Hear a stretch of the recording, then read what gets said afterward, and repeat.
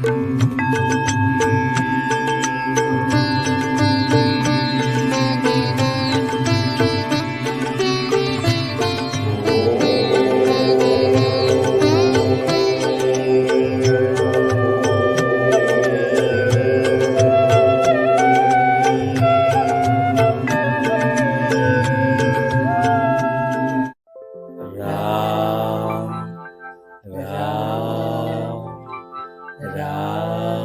को याद कर कर के मन बड़ा दुखी रहता था और ऐसा लगता था कि संसार को त्याग करके अभी की अभी चला जाऊँ माँ के पास।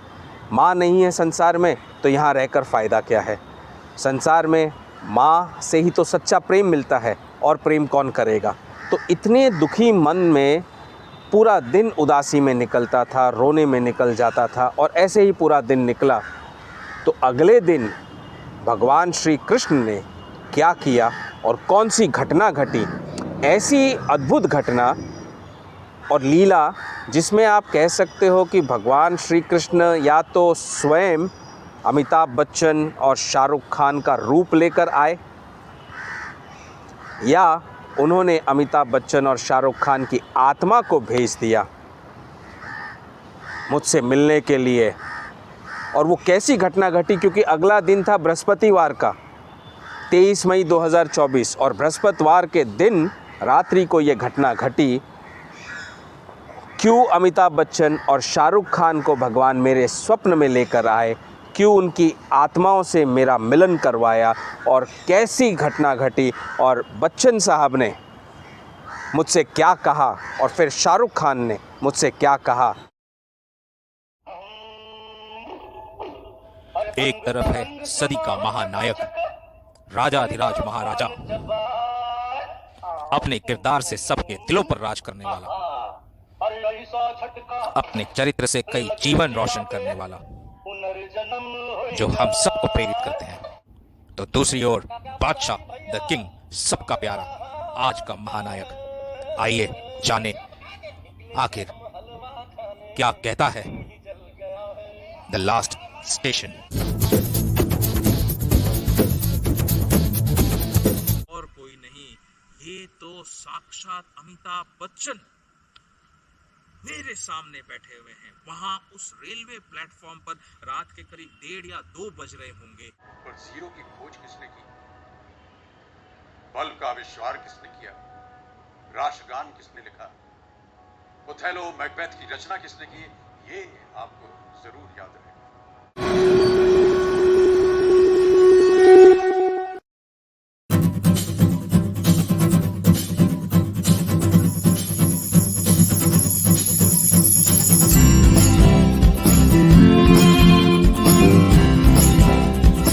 शतस्तु योगोस्थीना चैकांत मनश्रतः न चाति स्वप्नशीलस्य जाग्रतो नैवार्जुना।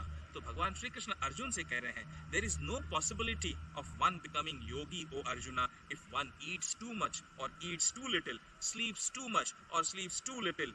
मतलब ये वो लोग थे जिन्होंने अपने जीवन को स्वयं अपने हाथों से खत्म कर लिया समय आने से पूर्व।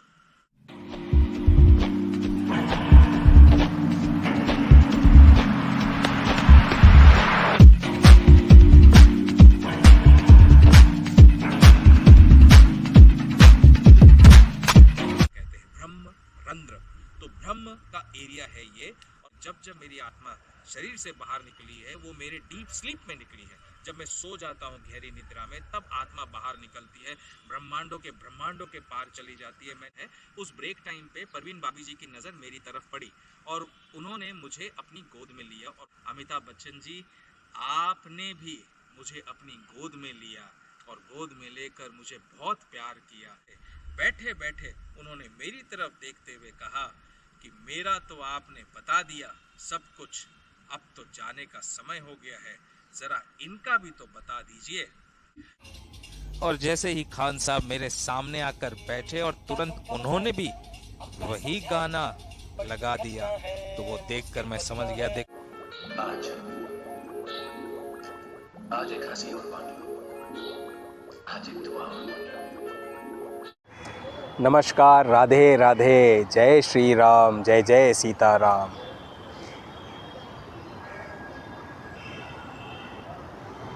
आज के रामायण सत्संग में आप सबका स्वागत है। रामायण सत्संग हम जब भी शुरू करते हैं भगवान राम का ध्यान करते हैं और हनुमान जी का आह्वान करते हैं। आइए सब साथ में मिलकर रामायण सत्संग शुरू होने से पूर्व प्रभु का ध्यान करें, आराधना करें। ओम श्री गणेशाय नमः। बोलो गणेश जी महाराज की जय। बोल रिद्धि सिद्धि मैया की जय। ओम श्री दादुराम सतराम दादुराम सतराम दादुराम सतराम। ओम पार्वती रूपे कालिंदी माँ यमी यमी नमः। ओम श्री श्री हनु हनु हनुमंते नमः। मेरी माँ तारा को मेरा कोटि कोटि नमन, मेरे पिताश्री को मेरा कोटि कोटि नमन। बोलो जयकारा बोल मेरे श्री गुरु महाराज की जय। बोल साचे दरबार की जय। सियावर रामचंद्र भगवान की जय। पवन सुत हनुमान जी की जय। उमापति महादेव की जय। शिव शंकर पार्वती माता की जय। भो नंदीश्वर बाबा की जय। सभी साधु संतों को, गुरुजनों को, ब्राह्मण वर्गों को मेरा कोटि कोटि नमन। आए हुए सभी श्रोताओं को मेरा कोटि कोटि नमन। माँ सरस्वती से प्रार्थना करता हूँ कि मेरे मुख रसना में आकर वास करे और इस मुख रसना से वही वाणी निकले जो जीवन का कल्याण करे, सभी जीवों को सतमार्ग दिखाए और मुझे भी सदा प्रभु के चरणों में भक्ति में रमाए रखे। हनुमान जी महाराज से निवेदन करता हूँ कि वे आकर मेरे हृदय में आसन ग्रहण करें ताकि जो रामायण सत्संग अब हो रही है उस पूरी रामायण सत्संग को भक्ति भावना के साथ में सभी भक्त सुन सके और उससे ज्ञान, भक्ति, वैराग्य, ये तीनों की तीनों धाराएं हर जीव के अंतर मन में बहती रहे। बोल सियावर रामचंद्र जी की जय। पवन सुत हनुमान जी की जय। जय श्री राम, जय जय सीताराम। ओ आज गली गली आवाज सजाएंगे, आज पग पग पलक बिछाएंगे, आज सूखे हुए पेड़ फल जाएंगे। नैना भीगे भीगे जाए कैसे खुशी ये छुपाए राम आएंगे। कुछ समझ न पाए कहाँ फूल बिछाए राम आएंगे। नैना भीगे भीगे जाए कैसे खुशी ये छुपाए राम आएंगे। कुछ समझ न पाए कहाँ फूल बिछाए राम आएंगे।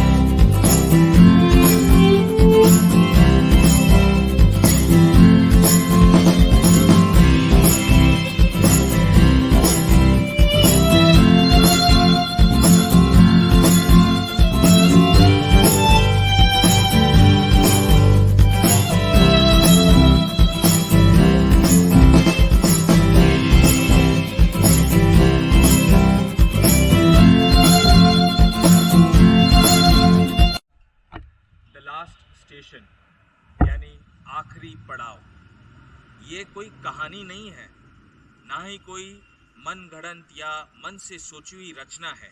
ये किसी भी प्रकार से स्टोरी लाइन में नहीं आती है। ये एक जीवन की सत्य घटना है, ऐसे जीवन की सत्य घटना जो हम इस जीवन में जी रहे हैं, और जब हम स्वप्न में पहुंच जाते हैं, दोनों में जब मिलाप होता है, सामंजस्य होता है, उस समय घटी ये घटना है।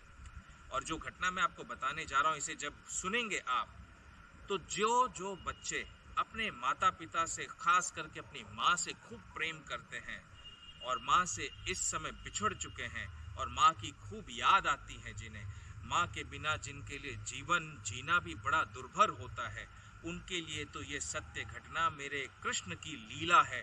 और उसे देखने भर से आप समझ जाएंगे कि जीवन क्या है और जीवन में कैसे रहना होता है। और इस कहानी में जो दो मुख्य भूमिकाएं निभाने वाले किरदार हैं जो आए, वो तो भाई बड़े अद्भुत किरदार दिखे।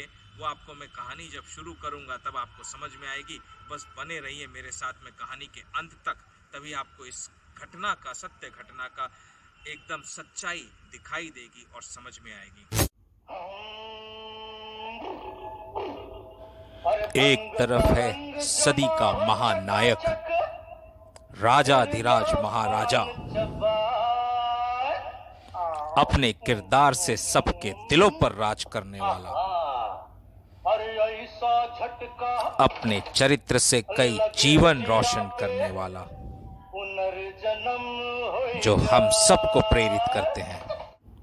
तो दूसरी ओर बादशाह, द किंग, सबका प्यारा, आज का महानायक। आइए जाने आखिर क्या कहता है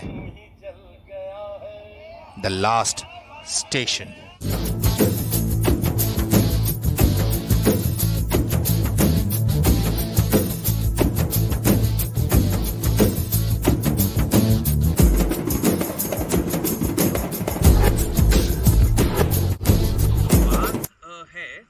बृहस्पतिवार 23 मई 2024 की। बृहस्पतिवार यानी थर्सडे 23 मई 2024, ये दिन था बृहस्पतिवार का। अब मैं रेगुलरली थर्सडे का फास्टिंग करता हूँ, और वो मेरे भगवान विष्णु ने मुझसे कहा है कि 13 वर्ष का तुम्हें व्रत करना है, 13 वर्ष का तप करना है, और 13 वर्ष के लिए ये थर्सडे का फास्टिंग रखना है, जो पिछली कृष्ण जन्माष्टमी से शुरू हुई फास्टिंग, और ये 13 वर्ष बाद जो कृष्ण जन्माष्टमी आ रही है वो भी थर्सडे के दिन ही आ रही है, तब जाके ये समाप्त होगी। तो ये फास्टिंग के दिन होता क्या है आखिर? भगवान का नाम स्मरण होता है, और दोपहर में मैं मील लेता हूँ, केवल फ्रूट एंड कर्ड या दही या दूध, और रात को फुल मील लेता हूँ सनसेट के बाद में। तो ये होता है। माँ के जाने का गम मुझे इतना है कि जीवन नीरस बन गया है। जीवन में कहीं पर भी ना तो जीने की चाह रह गई है, ना किसी चीज़ में इंटरेस्ट रह गया है, और इतना दुखी हो जाता है जब जैसे ही माइंड फ्री होता है तो माँ की याद करके इतना दुखी हो जाता है कि पूछिए मत। उस थर्सडे को भी यानी 23 मई 2024 के दिन भी रात को जब मैं आया, वो दिन पूर्णिमा का दिन भी था। पूर्णिमा के दिन कई लोग हैं जो भगवान सत्यनारायण की, भगवान विष्णु की पूजा करते हैं, आराधना करते हैं, और भगवान के लिए बहुत भोग पदार्थ बनाते हैं। कई लोग तो 56 भोग भी बनाते हैं। तो जब मैं रात के करीब 9 बजे का समय था, घर में आया, घर में आकर फ्रेश होकर मैं खाना खाने के लिए बैठा, अपना फास्ट तोड़ने के लिए। तो जब खाना खाने के लिए बैठा तो मेरी पत्नी, धर्मपत्नी, वो थाली लेकर आई भगवान के आगे भोग लगाने के बाद। अब थाली में खाना क्या था? थाली में खाना तो ढेर सारा था, क्योंकि भगवान विष्णु को भोग लगा था, बृहस्पतिवार का व्रत भी था, पूर्णिमा भी थी, और थाली में था देसी घी की गरम गरम पूड़ियाँ, आलू मटर की रसेदार सब्जी, और भिंडी की सब्जी थी साथ में भगवान विष्णु को खीर बहुत पसंद है, चावल का ड्राई फ्रूट वाला, तो चावल का ड्राई फ्रूट वाला खीर था। कचौड़ी थी, पिट्ठी वाली कचौड़ी बहुत फेमस होती है, उड़द के दाल की पिट्ठी की बनती है कचौड़ी, वो कचौड़ी थी सब्जी के साथ में, बढ़िया लगती है, एकदम मज़ा आ जाता है खाकर उसको। गुड़ चने का भोग भगवान को लगा था, वो था। बेसन के सीरे का भगवान को भोग लगा था, वो था। पंजीरी थी, जो आटे की पंजीरी बनती है, वो भी प्रसाद था, और साथ में पंचामृत भी था। अब इतना सारा खाना देखा मैंने थाली में। जैसे ही थाली मेरे आगे आई तो थाली को देखते ही मेरी आंखों में आंसू आ गए। क्यों? क्योंकि माँ की याद आ गई। उस माँ की याद आ गई जो माँ कभी भी हमें खाना खिलाए बगैर, हमारे मुख में निवाला पड़े बगैर अपने मुख में निवाला डालती ही नहीं थी।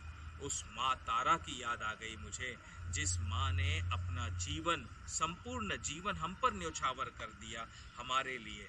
देखिए, घटना जो बता रहा हूँ ये एकदम सत्य घटना, मेरे जीवन से जुड़ी हुई घटना है, और इस जीवन से जुड़ी हुई घटना में कहीं ना कहीं अमिताभ बच्चन साहब भी जुड़े और शाहरुख खान जी तो इस घटना में जुड़ गए हमारे साथ में। अब ये कैसे जुड़े हकीकत में, वो मैं आपको इस पूरे घटनाक्रम में बताऊंगा। तो माँ की इतनी याद आ गई, क्योंकि वो माँ थी ही ऐसी, वो सबसे पहले हम सबको खाना खिलाती और अंत में स्वयं बैठकर खाना खाती। और ज़्यादातर माएँ ऐसी ही होती हैं, वो प्रेम करती अपने परिवार से, अपने बच्चों से, अपने पति से, अपने माता पिता से, सास ससुर से, सबसे प्रेम करती हैं वो, और अपने परिवार को सुचारू रूप से चलाती हैं। हमारी माँ तारा तो ऐसी थी कि द्वार पर भी अगर कोई आ जाता खाते समय तो स्वयं उठ जाती और उसे खाली पेट नहीं जाने देती, उसको भी निवाला उसके मुंह में पड़ता, अच्छी तरह से खाना खाता, फिर जाके स्वयं खाना खाती, और जो हम खाते वही वो दूसरे को भी देती खाने के लिए, भेदभाव नहीं होता ज़रा भी। तो माँ की मुझे ऐसी याद आ गई, क्योंकि मेरी माँ ने मुझे कहा था, बचपन से लेकर बड़े होने तक मैंने तुझे जैसे खाना खिलाया, जिस प्रेम से खाना खिलाया, जिस प्रेम से सारी चीज़ें बना बना कर खिलाई। आई एम अ फूडी, हम सब खाना बहुत अच्छा पसंद करते हैं, खान पीन के शौकीन हैं सारे, तो वैसा ही खाना मेरे बेटे को मेरे बाद भी मिलना चाहिए। तो उन्होंने मेरी धर्मपत्नी को भी वैसा ही मास्टर शेफ बना दिया, ट्रेन कर दिया हूबहू माँ के हाथ का खाना। और माँ के जाने के बाद तो पता नहीं मेरी धर्मपत्नी के हाथ में जैसे माँ के एनर्जी का जादू ट्रांसफ़र हो गया हो। What ever she कुक्स it tests heavenly. और उस दिन भी मुझे बहुत अच्छा लगा, तो देखकर मुझे माँ की बहुत याद आ गई, क्योंकि माँ को कचौड़ी और सब्जी बहुत पसंद थी।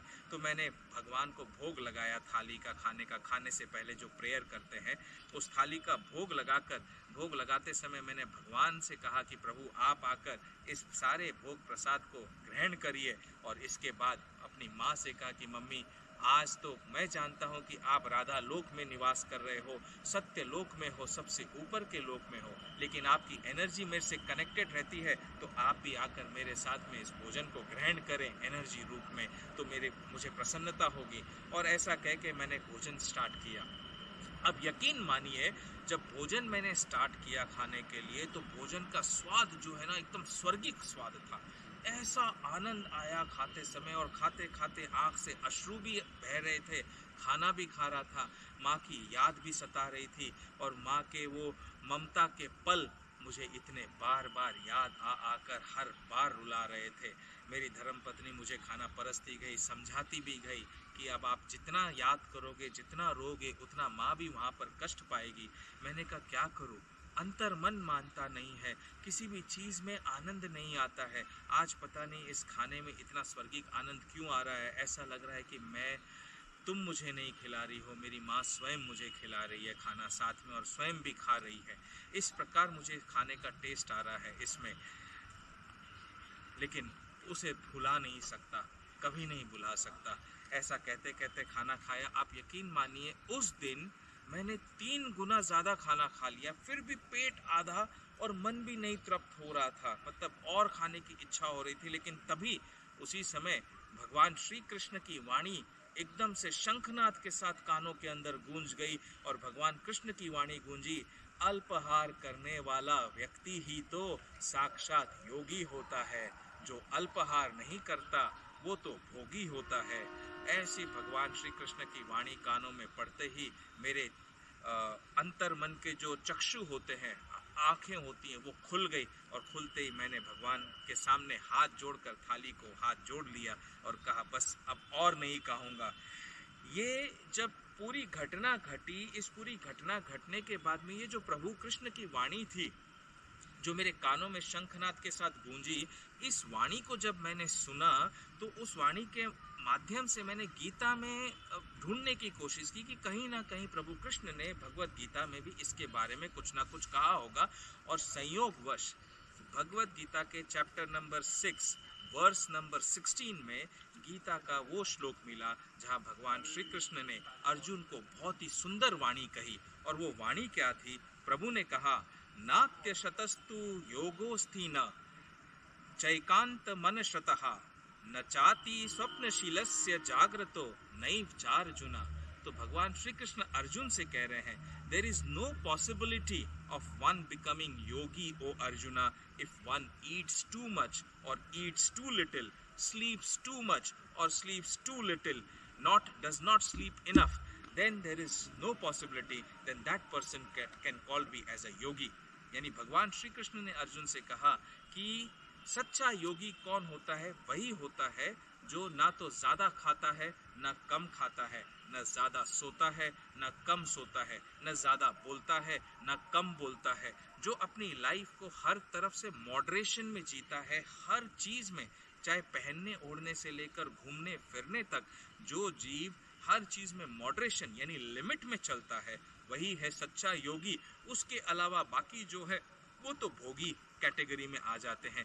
तो ये भगवान की गीता की जो वाणी है, ये उस समय खाना खाते समय मेरे कानों में पड़ी और मैंने खाने को वहीं पर मैंने हाथ जोड़कर अपना खाना समाप्त करके उठ गया भोजन की थाली से। और फिर उठकर जैसे ही उठ के खड़ा हुआ तो मेरे राइट पांव के नीचे के फुट पर यानी हिल रीजन में बहुत ज़्यादा पेन होने लग गया। तो मैंने सोचा शायद मुझे आज खाना खाने में मैं पौना घंटा करीब बैठ गया हूँ तो पेन हो रहा होगा, शायद चींटी जैसे काटती है ना वाइब्रेशन जैसे, वैसा भी हो रहा था और पेन भी हो रहा था। तो मैं वॉशरूम गया, हाथ वाथ धोए, हाथ धोने के बाद में मैंने पैर को 2-3 बार ज़मीन पे ज़ोर ज़ोर से मारा कि वो वाइब्रेशनल जो टिंगलिंग इफेक्ट है वो निकल जाए किसी तरह से और दर्द चला जाए, लेकिन वो दर्द जा नहीं रहा था। वाइब्रेशन तो गया लेकिन दर्द जो है मेरा पैर से नीचे के से ऊपर की तरफ बढ़ने लग गया, ऊपर ऊपर ऊपर ऊपर दर्द बढ़ने लगा। मैं तुरंत के तुरंत अपने कमरे में आया, कमरे में आकर बैठा। अब भगवान का कार्य दिया हुआ है प्रभु ने, कृष्ण ने, तो अपने चैनल के लिए जैसी जैसी लीला वो जब जब करते हैं तो वो मुझे रिकॉर्ड करनी पड़ती है, उसको एडिटिंग भी करना पड़ता है। तो मैंने सोचा चलो अभी बैठ के अपने काम कर लेता हूँ धर्म के। वो काम करने बैठा तो दर्द जो है मेरे पाँव से चढ़ते चढ़ते चढ़ते चढ़ते वो मेरे सर तक पहुँच गया।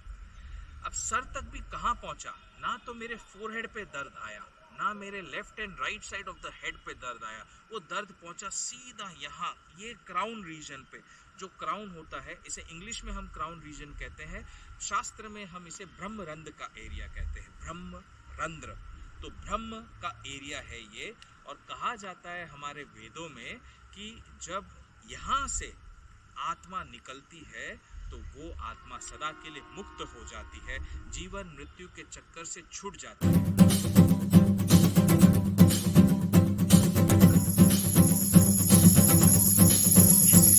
जोरदार दर्द होने लग गया मुझे।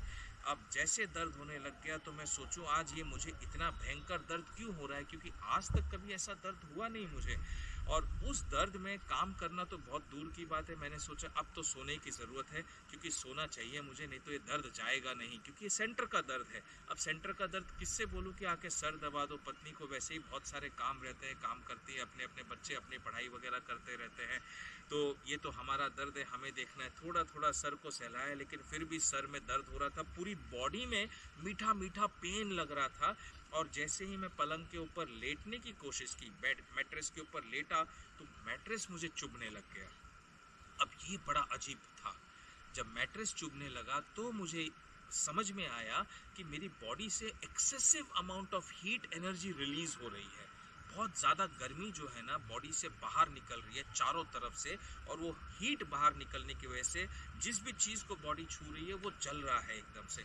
तो मैंने बहुत गहरी कोशिश की कि मैं सो जाता हूँ। मैं वैसे ही पलंग के ऊपर पड़ गया। थोड़ी देर में मेरी धर्मपत्नी आई, देखा कि सब सामान बिखरा हुआ है, ये तो ऐसे ही सो गए। तो उसने आके सामान बड़ी धीरे धीरे करके हटाया और मुझे चद्दर उड़ाकर AC चालू कर चली गई अपने कमरे में किचन में काम वाम करने के लिए।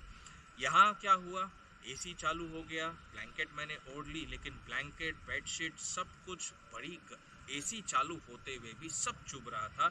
और मुझे ऐसा प्रतीत होने लगा कि जैसे कि मैं जलती हुई चिता के ऊपर सोया हुआ हूँ। अब जलती हुई चिता पर अगर कोई सोता है तो वो अग्नि जब उस शरीर को तापती है तो शरीर कितना तड़पता है और कितना जलता है।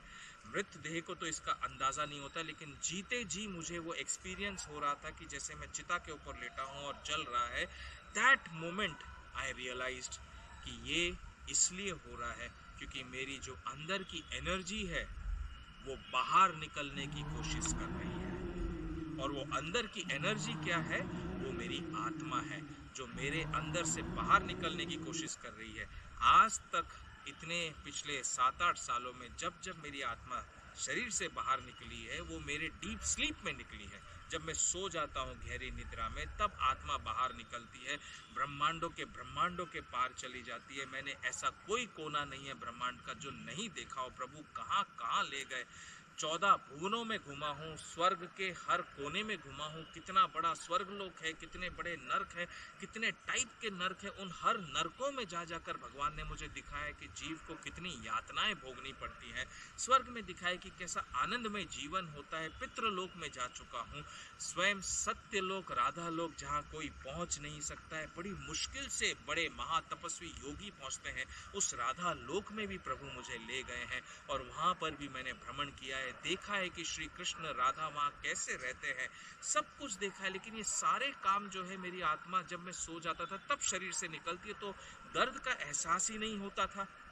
क्योंकि जब हम सो जाते हैं, हमारा कॉन्शियस माइंड सो जाता है, तो आत्मा को निकलने में आसानी हो जाती है। वो माया में शरीर या मन जो है ना लिप्त नहीं होता है। लेकिन जागृत अवस्था में माया में शरीर लिप्त होता है, प्लस हमारा अटैचमेंट स्ट्रांग होता है। तो उस समय अगर आत्मा निकलने की कोशिश करेगी तो कष्ट तो होगा, जैसे हजारों बिच्छू डंक मार जाते हैं, वैसा कष्ट मुझे उस समय हो रहा था। और मैंने समझ गया कि आत्मा बाहर निकलने जा रही। अब अगर मैं सोया नहीं तो ये शरीर का जो ब्रह्मरंध्र का हिस्सा है सर का, वहां से फटकर आत्मा निकल जाएगी। और शरीर का ये हिस्सा अगर फट के आत्मा निकल गई तो मेरा तो काम खत्म हो गया। वापस इस परिवार का ध्यान कौन रखेगा? जीवन की समाप्त होने का जो समय है उससे पहले ही मैं चला जाऊंगा, ये सोचकर मैं सोया। और सोने की मैंने बहुत भरसक कोशिश की, लोटपोट होता रहा इधर उधर लेफ्ट राइट, लेकिन मुझे नींद नहीं आ रही थी। वो सब जगह से कांटे कांटे चुभ रहे थे, अग्नि तपा रही थी बॉडी को पूरी तरह से। उस समय मुझे समझ में आया कि जब इंसान मरता है, यानी जब जीव प्राण त्यागता है, तो उसका शरीर ठंडा क्यों पड़ जाता है। सोचिए इस बात के ऊपर, एक एक शब्द जो बता रहा हूँ घटना के, उसे ध्यान पूर्वक सुनिएगा और अंत तक सुनिएगा, तब आप समझेंगे कि आखिरी में यह घटना कैसी है। ये मन की बनाई हुई रचना नहीं है, ये साक्षात आप बीती घटना है, देखी हुई घटना है। तो जब शरीर से प्राण निकलता है तो शरीर ठंडा हो जाता है। ये मुझे उस रात को 23 मई 2024 की रात को समझ में आया, क्योंकि वेदों में शास्त्रों में कहा जाता है कि हमारे शरीर के अंदर जो आत्मा वास करती है वो ज्योति रूप में होती है, एनर्जी के फॉर्म में होती है। And whenever energy is given out by the body, that reaction is known as exothermic reaction. Exothermic reaction होता है हीट एनर्जी बॉडी से बाहर निकलना, आउटर सराउंडिंग में निकलना। सिस्टम से बाहर सराउंडिंग में एनर्जी चली गई तो एक्सोथर्मिक रिएक्शन। और जब हीट एनर्जी बाहर निकलेगी तो जाहिर सी बात है सिस्टम ठंडा हो जाएगा, सराउंडिंग गर्म हो जाएगा। वैसा ही आभास मुझे हो रहा था और बहुत ज़ोरदार। और मैंने सोने की भरसक कोशिश की, फिर भी सो नहीं पाया। तो अंत में मैं उठकर बैठा और मैंने बोला नींद तो अब आ नहीं रही है, यहाँ पर घर में तो आएगी नहीं, एसी पंखा सब कुछ चालू है, लेकिन फिर भी गर्म इतना हो गया और पसीने पसीने में बॉडी भर गया है। मैंने अपनी चादर उठाई, तकिया उठाया, बेडशीट उठाई एक, और मैंने कहा आज घर से बाहर हॉल में जाके सोने की कोशिश करता हूँ। हॉल में गया तो हॉल में भी उतनी ही गर्मी लग रही थी।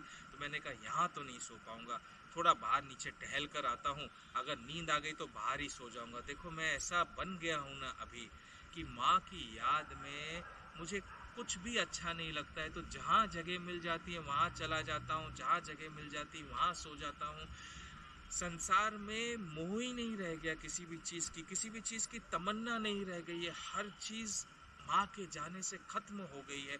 तो ऐसे ही सोचकर मैं घर से बाहर निकला, घर का दरवाज़ा धीरे से बंद किया, बिल्डिंग से नीचे उतरा।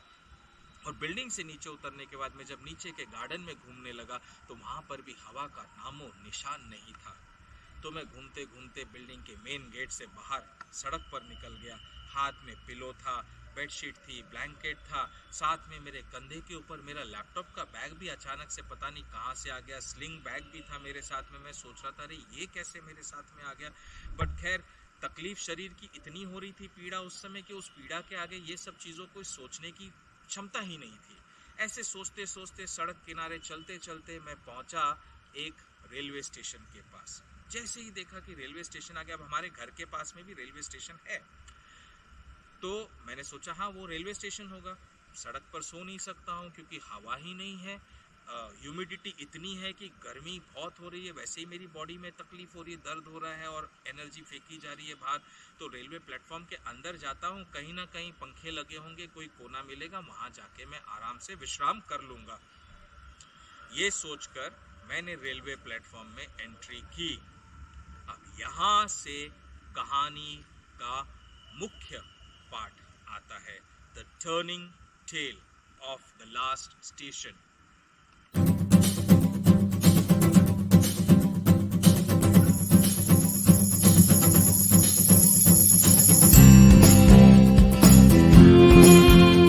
जैसे ही रेलवे प्लेटफॉर्म के अंदर एंट्री की और अंदर एंट्री करके मैंने प्लेटफॉर्म को देखा, तो ये प्लेटफॉर्म तो कुछ अजीब था क्योंकि हमारे घर के पास जो है वो तो एक छोटा सा रेलवे स्टेशन है, ये तो बहुत बड़ा रेलवे का स्टार्ट पॉइंट जैसे होता है या एंड पॉइंट बोल दो, जहाँ से सारी गाड़ियाँ छूटती हैं।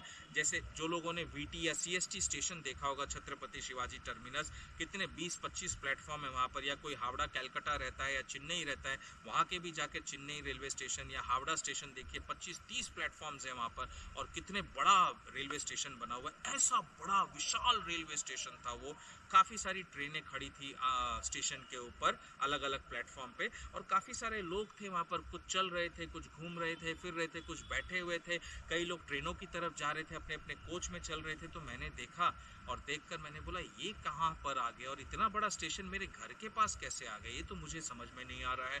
लेकिन अब नींद आ रही है, सोना है। जैसे ही सोने का मन में याद आया तो देखा, ध्यान दिया कि मेरे शरीर का जो दर्द था वो अचानक से गायब हो गया। शरीर का पेन गायब हो गया। पेन के गायब होने के साथ साथ सारी हीट एनर्जी गायब हो गई, हीट निकलना बंद हो गया, वो जो चुभन थी वो सब की सब चली गई। तो मैं भी अचरज करने लगा, ये रेलवे प्लेटफॉर्म में ऐसा क्या अजीब है जो सब चीज़ गायब हो गई और एकदम नॉर्मल बॉडी फील कर रहा हूँ बढ़िया सा। फिर खैर सोचा चलो अच्छा है, पेन चला गया, हीट एनर्जी नहीं जा रही है, तो अब मैं एक कोना कहीं पर देखकर सो जाता हूँ। तो वहाँ पर टिकट काउंटर्स का कोना था, बहुत सारे मल्टीपल टिकट काउंटर्स थे। उस मल्टीपल टिकट काउंटर्स के पास में ही एक कॉर्नर मैंने देखा, वहाँ मैंने मेरी चादर बिछाई और बिछाकर पिलो रखा, लैपटॉप का बैग और स्लिंग बैग भी अपना साइड में रखा अपने सिरहाने, और रख कर मैं वहाँ पर लेट गया। आहा, इतना ठंडक, इतना आनंद आया लेटने में कि पूछिए मत, क्योंकि बड़ा स्वर्गीय आनंद जैसा लग रहा था कि जैसे कोई कष्ट ही नहीं है, कोई तकलीफ ही नहीं है, जैसे कि सारी तकलीफ, सारी पीड़ा से मुक्त हो गया हूँ, ऐसा लग रहा था। तो मैं लेटा और लेट कर मैंने ब्लैंकेट अपने ऊपर खींची और सोने की कोशिश की। 2 मिनट हुए नहीं कि मैंने देखा नींद ही नहीं आ रही है, सारी की सारी नींद उड़ गई। अब ये क्या अचरज वाली बात थी। पहले तो मैं सोना चाह रहा था, सर में इतना भयंकर दर्द था, आत्मा निकलना चाह रही थी बाहर, तो मैंने सोचा मैं सो जाता हूँ और अभी नींद नहीं आ रही है। फिर मैं ब्लैंकेट ओढ़कर बैठा रहा। अब ब्लैंकेट ओढ़कर लेटा था मैं। जैसे ही लेटा था, थोड़े टाइम के बाद किसी ने ब्लैंकेट मेरे पैर की तरफ से खींची। अब ब्लैंकेट जब पैर की तरफ से खींची और खींचते ही एक भर्राई एकदम दमदार आवाज होती है ना, दमदार आवाज में एक वाणी आई, मेरे कानों में पड़ी, और वो आवाज कह रही थी, भाई साहब जरा उठने का कष्ट करेंगे। जब सारे रास्ते बंद हो जाते हैं और रोशनी की कोई किरण नहीं दिखाई देती है, जब अक्ल बंद हो जाती है, कुछ सोच नहीं पाती, तभी तो इंसान गलत राह पर चल देता है, भटकने लगता है।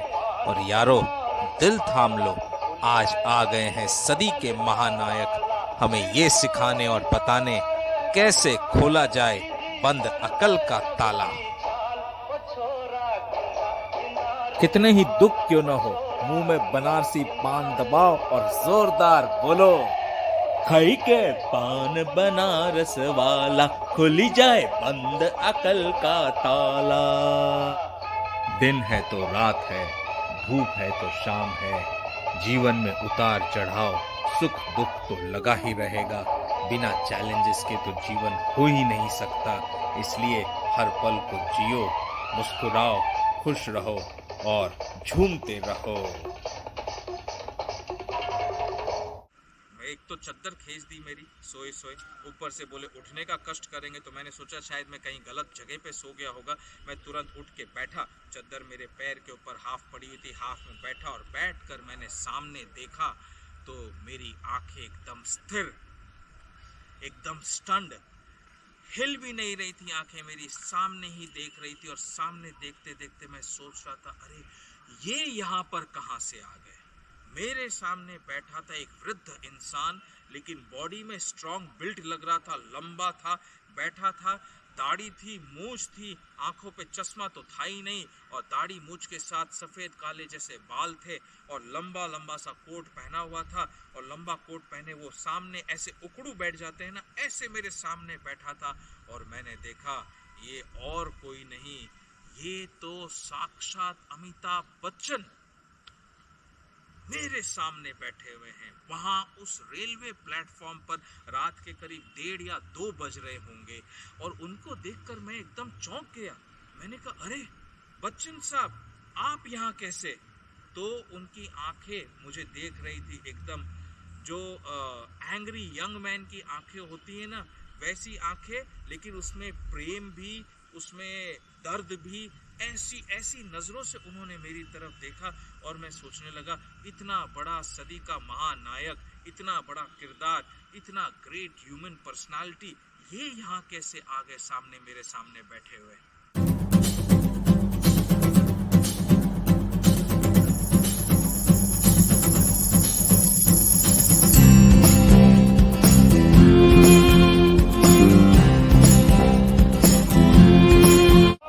जीवन निराश, मायूस, दूर दूर तक रोशनी की किरण तक नहीं दिखाई देती हुई दुखों का पहाड़ टूट पड़ता है जब अपना कोई खो देता है। कोई अपना इतना प्यारा, इतना सगा, जिसके बिना जीवन बिताना ही नामुमकिन हो जाता है। और उसके साथ साथ अनेकों दुखों के पहाड़ टूट पड़ते हैं तो इंसान टूट जाता है। लेकिन देखिए कैसे सदी के महानायक मेरे सामने उस रात आ गए, वहाँ मेरे सामने उस प्लेटफॉर्म पर बैठे हुए, और आमने सामने हम दोनों, और वे समझा रहे अपने किरदार के सहारे कि देखो डॉन कौन होता है। डॉन बनना है जीवन में तुम्हें अपने कष्टों के लिए, डॉन बनना है अपने दुखों के लिए, डॉन बनना है जीवन की सारी मुसीबतों के लिए, और उनसे लड़ना है डॉन बनकर, बेफिक्र होकर, ताकि जीवन में सदा मुस्कुराते रह सको, खुश होकर रह सको। अंतर मन में कितना ही दुख भले क्यों ना हो, लेकिन बाहर से खुशी रहना चाहिए। और जब बाहर से खुश रहोगे तो अंतर मन भी सुखी होने लग जाएगा। दुनिया तुम्हें कैसी भी समझे, कुछ भी कहे, कुछ भी माने, तुम अपना कर्म यदि सही कर रहे हो तो किसी से डरने की जरूरत नहीं है। एक डॉन की तरह निडर बनकर जियो, लेकिन किसी को कष्ट मत पहुंचाओ, किसी को कष्ट मत पहुंचाओ। भगवान कृष्ण ने कितनी सारी लीलाएं की मुझे मोह से बाहर निकालने के लिए, क्योंकि भगवान श्री कृष्ण कह रहे थे कि जो तुम्हारे अंतर्मन में वो मोह है, और मैं कह रहा था कि मोह नहीं प्रेम है। तो उसे साबित करने के लिए प्रभु ने बहुत सारी लीलाएं की उस 6 महीने के घटनाओं में। वो सारी लीला आपको मैं एक एक करके हर एपिसोड में बताऊंगा, सुनाऊंगा और समझाऊंगा।